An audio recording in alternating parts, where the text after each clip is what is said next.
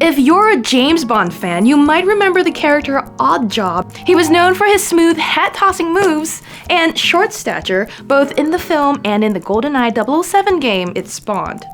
Back in 1997, there weren't a lot of options for multiplayer shooters, especially on consoles like the Nintendo 64. So when this game hit the shelves, it made a huge splash with its surprisingly slick gunplay and a wide-ranging cast of characters from the Bond universe. And smart players always raced to pick Oddjob. The henchman's height always seemed like it made him a tougher target to hit. Well, the game's creators have confirmed that wasn't all in your head.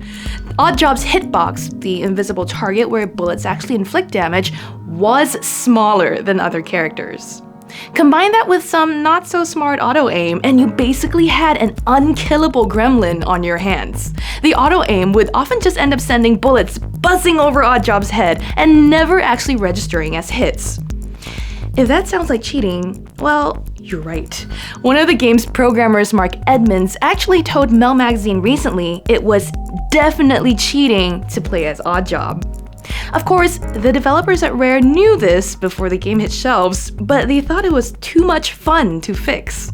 And well, in those days, there was no downloading patches to nerf overpowered characters.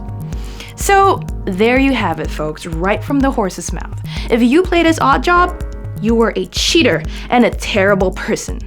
But that's why people always just banned him from after-school death matches. We'll see you next week with more Engadget Today.